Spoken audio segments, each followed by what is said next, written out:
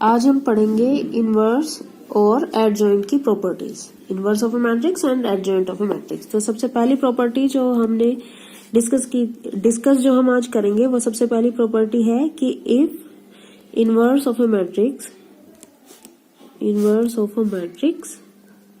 If exist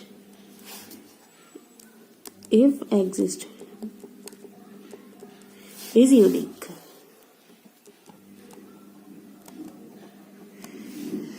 अगर किसी matrix का इनवर्स एग्जिस्ट करता है तो वो यूनिक होता है। तो सबसे पहले इसे प्रूव करने के लिए हमें क्या करना है कि suppose we have a invertible matrix ए।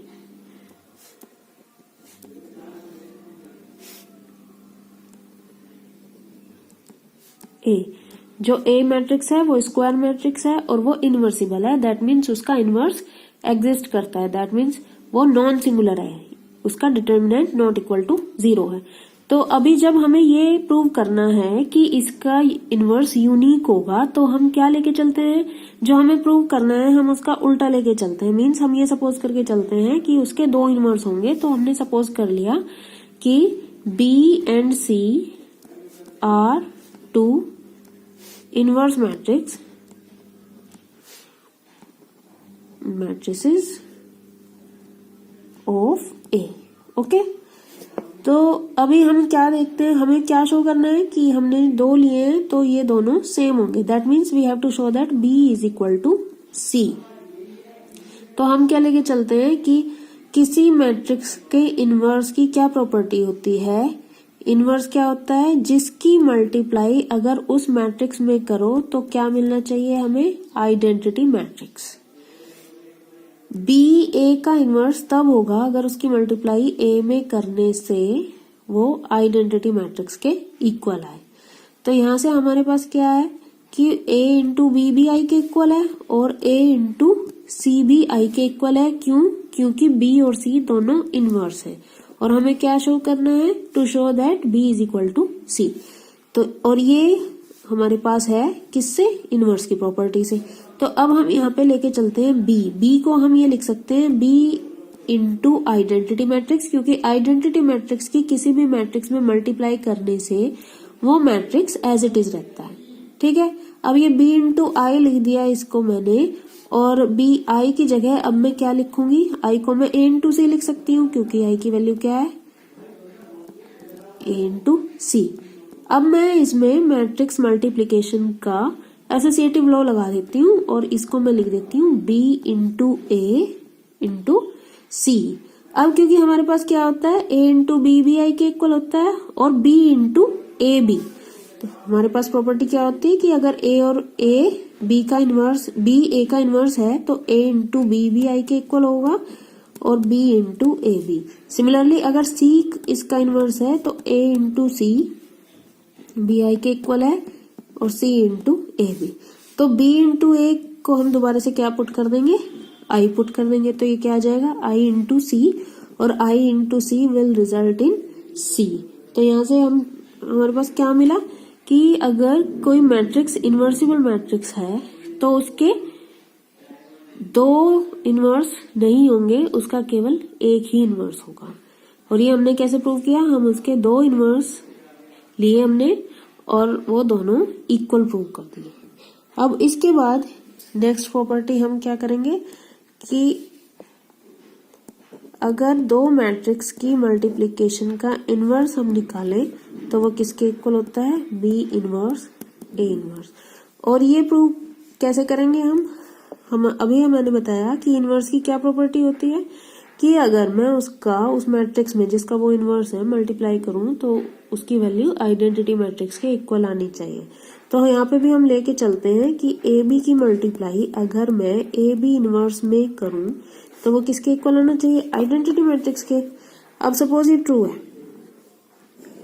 तो इसकी वैल्यू ये होनी चाहिए ए इंटू बी इनवर्स की, A into B inverse A inverse. अब दोबारा मैं इसमें एसोसिएटिव लॉ लगा देती हूँ तो ये हो जाएगा बी इंटू बी इनवर्स एक साथ में और ये ए इनवर्स बाहर। बी इंटू बी इनवर्स जब किसी मैट्रिक्स की मल्टीप्लाई उसके इनवर्स में करते हैं तो वो आएगा आइडेंटिटी मैट्रिक्स के इक्वल, और ये हो जाएगा ए इनवर्स के इक्वल, और आइडेंटिटी मैट्रिक्स इनटू ए, इसकी वैल्यू ए के इक्वल होगी, और ये आ जाएगा ए इंटू ए इनवर्स, और वो अगेन किसके इक्वल हो जाएगा, आई के इक्वल।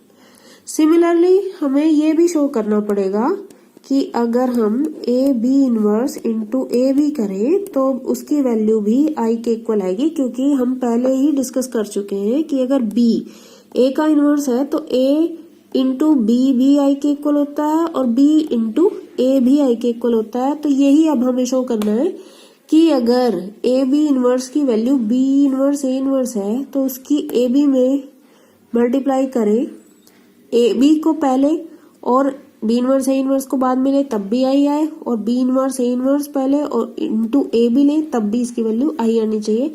तो ये हम सेकंड पार्ट इसका प्रूव करते हैं, इसकी वैल्यू पुट कर देते हैं ए बी इनवर्स की, B inverse A inverse A B.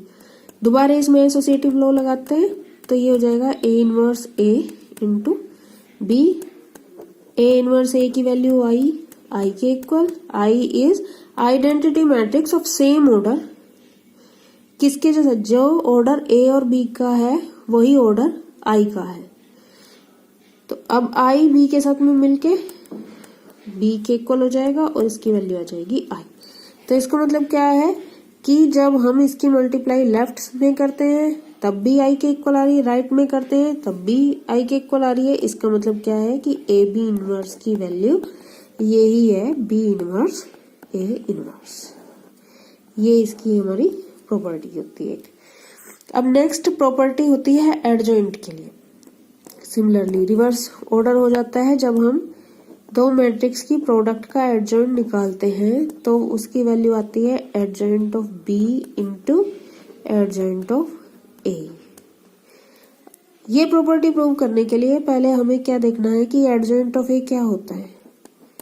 Adjoint of ए हमने ये पढ़ा है, upon determinant of A is equal to A inverse. ठीक है, यहां तक हम आ गए। अब हम अगर इसमें दोनों साइड ए इनवर्स ए की मल्टीप्लाई कर दें, A into adjoint of A is a matrix upon determinant of A is equal to A into A inverse. A into A inverse क्या हो जाएगा, आई के equal, I is the identity matrix, और determinant of A ये क्या है, ये constant है, इसकी मल्टीप्लाई इसमें कर देंगे तो क्या बचेगा हमारे पास, डिटर्मिनेंट ऑफ ए इंटू आई, और इधर क्या आएगा ए इंटू एडजॉइंट ऑफ ए। तो हमारे पास एक प्रॉपर्टी है कि अगर ए की एडजॉइंट ऑफ ए में हम मल्टीप्लाई करें तो उसकी वैल्यू क्या आएगी, determinant of A into I. अब हमें शो करना है कि adjoint of A B is equal to adjoint of A, adjoint of B into adjoint of A के इक्वल होता है। तो हम क्या प्रूव करेंगे, हम ये प्रूव कर देंगे कि अगर हम ए बी इंटू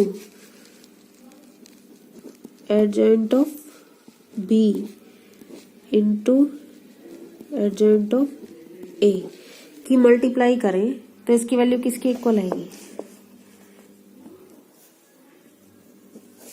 देखो ए एसोसिएटिव लॉ लगाया हमने, adjoint of B adjoint of A, B into adjoint of B की वैल्यू अभी मैंने आपको बताई थी कि इसकी वैल्यू किसके इक्वल होगी, determinant of B into I into adjoint of A. B एक कांस्टेंट है, sorry determinant of B is a constant, उसको हम आगे लिख सकते हैं, और ये क्या बच जाएगा हमारे पास, A into I into adjoint of A. तो determinant of B A into I will be equal to A into adjoint of A is equal to determinant of B, और इसकी वैल्यू क्या हो जाएगी, into determinant of A which will be equal to determinant of, अगर हम इसका order change करें तो यहाँ पे हमें determinant of A into determinant of B, क्योंकि ये दोनों कांस्टेंट है तो ये डिटर्मिनेंट ऑफ ए बी के इक्वल आ गई। अब हमने ए बी की मल्टीप्लाई करी adjoint of B into adjoint of A में, तो इसकी वैल्यू आई डिटर्मिनेंट ऑफ ए बी। हमारे पास क्या होता है, अगर हमारा कोई मैट्रिक्स है ए और हम उसकी मल्टीप्लाई एडजॉइंट ऑफ ए में करें तो हमें क्या मिलता है, determinant of A into I. Sorry, इसके यहाँ पे आई है। तो यहाँ पे हम जिसकी मल्टीप्लाई कर रहे हैं वो क्या है, एडजॉइंट ऑफ ए। वैसे ही हमने ए बी में इसकी मल्टीप्लाई करी तो हमें मिला determinant of A B into I. That means ये किसके इक्वल है, एडजॉइंट ऑफ ए बी की वैल्यू क्या है, adjoint of B into adjoint of A. This is the property of adjoint. Thank you.